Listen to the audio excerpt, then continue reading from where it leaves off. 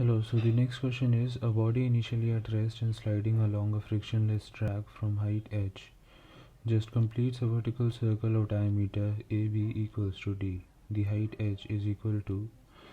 So for finding this, as you know that the total mechanical energy at start equals to total mechanical energy at B. So which is equals to mgh is equals to half mvv square plus mgd.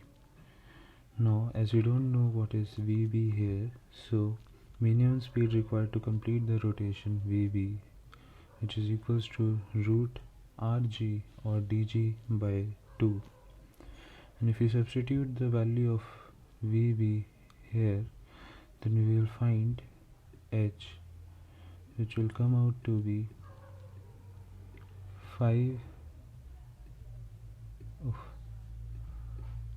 5d by 4.